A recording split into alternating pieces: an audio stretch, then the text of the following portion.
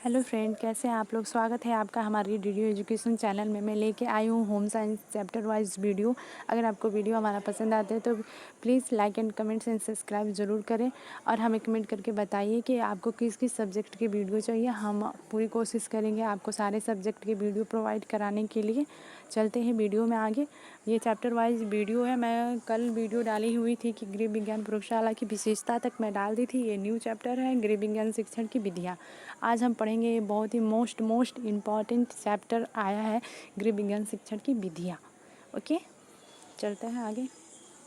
क्या है गृह विज्ञान शिक्षण की 3 प्रमुख विधियाँ। गृह विज्ञान शिक्षण की कितनी विधियाँ हैं फ्रेंड, ये बहुत ही मोस्ट इम्पॉर्टेंट चैप्टर है फ्रेंड। इसको पूरा से पूरा देखिएगा, हो सके तो ज़्यादा से ज़्यादा अपने फ्रेंड लोगों को शेयर करिएगा।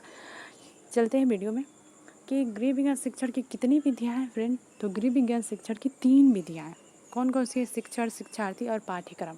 गृह विज्ञान की कितनी विधियाँ हो गई? 3 हो गई, शिक्षण, शिक्षार्थी और पाठ्यक्रम। नेक्स्ट, ये हम इस तीनों विधियों के बारे में बताते हैं। ये हमारा शॉर्ट नोट्स है, जितना हमें लगा है कि पेपर में आ जाना चाहिए। और जब तक पेपर हुआ है, जितना पेपर देख के लग रहा है कि इतना हार्ड पेपर नहीं आया है, तो आप भीड़ वाले लोग टेंशन ना करें, बहुत ही अच्छा पेपर होगा। गॉड ब्लेस यू आप सभी को। चलते वीडियो में आगे। इसका पहला दिया है कि ये तीनों विधियाँ एक दूसरे पर निर्भर रहती है। ये जो शिक्षण, शिक्षार्थी और पाठ्यक्रम है, ये तीनों विधियाँ आपस में निर्भर रहती हैं। शिक्षण शिक्षार्थी के बिना शिक्षण नहीं है, शिक्षण के बिना शिक्षार्थी नहीं है, और पाठ्यक्रम के बिना ये दोनों नहीं है। ये तो क्लियर है ना। आगे दिया है कि पाठ्य वस्तु को क्रम में रखते हैं, जिसकी सहायता से लक्ष्य प्राप्त होती है। पाठ्यक्रम जो हमारा होता है, बुक्स हो या फिर कुछ भी मटेरियल्स, जो भी प्रोजेक्ट मिलता है हमें, तो हम उसको शेड्यूल से ही रखते हैं, क्रमबद्ध ही रखते हैं कि हमारा इतने दिन में इतना चैप्टर क्लियर हो जाएगा, इतने दिन में इतना चैप्टर क्लियर हो जाएगा, तो ही हम अपने लक्ष्य की प्राप्ति करते हैं। मतलब तब तक पेपर होते हैं, तब तक हमारे उतने चैप्टर क्लियर होते हैं, ताकि एग्ज़ाम में आए तो हम अच्छा से अच्छा प्रदर्शन कर सकें। ठीक है फ्रेंड। आगे दे रखा है, इस विधि में प्रमुख स्थान शिक्षार्थी को प्राप्त होता है। इस विधि में प्रमुख स्थान किसको प्राप्त होता है? शिक्षार्थी को ऑब्वियसली प्राप्त होगा, क्योंकि एक स्टूडेंट को ही, क्योंकि वही है जो पाठ्यक्रम को भी अर्जित करता है और शिक्षण सामग्री को भी अर्जित करता है। इसमें शिक्षार्थी को क्या मुख्य स्थान दिया गया है। अगर जब आपको पूछ दे क्वेश्चन कि शिक्षण विधियाँ में प्रमुख स्थान किसको प्रदान की गई, तो किसको? शिक्षार्थी को। अगर पूछ रहे आपको कि शिक्षण विधियाँ कितने प्रकार की है, तो 3 प्रकार की है। पूछ दे कि प्रथम पद कौन सा है शिक्षण विधियाँ की, तो शिक्षण है, दूसरा है शिक्षार्थी है, तीसरा है पाठ्यक्रम है। और ये तीनों विधियाँ एक दूसरे पर निर्भर रहती है। ये सब कुछ टॉपिक तो आपको क्लियर हो गए होंगे ना। चलते हैं नेक्स्ट आगे। माय गॉड, आया। गृह विज्ञान की प्रमुख विधियाँ 5 हैं। इसकी गृह विज्ञान की ये शिक्षण विधि थी, ओके। और ये है गृह विज्ञान की प्रमुख विधियाँ। ये मतलब सारी विधि नहीं है, ये प्रमुख विधि है, ओके। ये प्रमुख विधियाँ मतलब ये फेमस है। इसका पहला विधि क्या है? गृह विज्ञान का पहला विधि क्या है? प्रयोग विधि, दूसरा प्रदर्शन विधि, तीसरा व्याख्यान विधि, चौथा योजना विधि, पांचवा वाद विवाद विचार विमर्श विधि। क्लियर हुआ? गृह विज्ञान के प्रमुख विधियाँ कितनी हैं? 5 प्रकार की, ओके। और गृह विज्ञान शिक्षण की कितनी विधियाँ हैं? 3 प्रकार की है। और गृह विज्ञान की प्रमुख विधियाँ 5 प्रकार की है। पहला प्रयोगशाला, प्रदर्शन, व्याख्यान, योजना, वाद विवाद विमर्श विधि, ओके। इसमें हम क्लियर करते हैं क्या क्या दिया हुआ है। पहला प्रयोग विधि। प्रयोग विधि में इन्होंने दिया है, निर्देश देकर कुछ उपकरण दी जाती है, स्वयं कार्य करना होता है, खाना बनाना, सिलाई बुनाई कढ़ाई उपकरण का प्रयोग। समझ रहे हैं? प्रयोग विधि में कुछ जो भी हम स्किल सीख रहे हैं या पढ़ाई कर रहे हैं, या फिर कुकिंग या फिर कढ़ाई बुनाई सिलाई, जो भी हमारे जो टीचर होते हैं जो हमें सजेस्ट करते हैं इसके बाद से ये करना है, उसी को हम मान के आगे स्टेप बाय स्टेप बढ़ते रहते हैं। वो क्या है? प्रयोग विधि, हम उसे प्रयोग विधि कहते हैं। प्रदर्शन विधि, प्रदर्शन विधि हम देख लेते हैं। प्रदर्शन विधि में कह रहा है, व्याख्यान विधि प्राचीन विधि इसको प्राचीन विधि के नाम से भी जाना जाता है।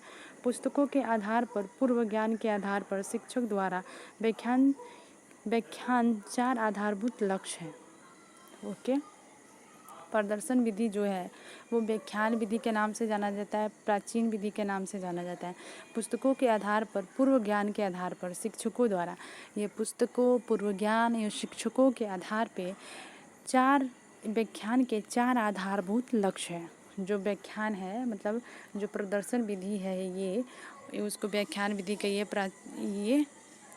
सॉरी फ्रेंड, ये तो लग रहा है व्याख्यान विधि का मैं पढ़ा रही। आई एम रियली सॉरी, आप गुस्सा नहीं होइएगा। आप समझ सकते हैं ये हैंड नोट्स है तो फिर थोड़ी प्रॉब्लम्स होती है। मैं बहुत पहले बनाई थी। प्रदर्शन विधि का यहाँ पे दिया फ्रेंड।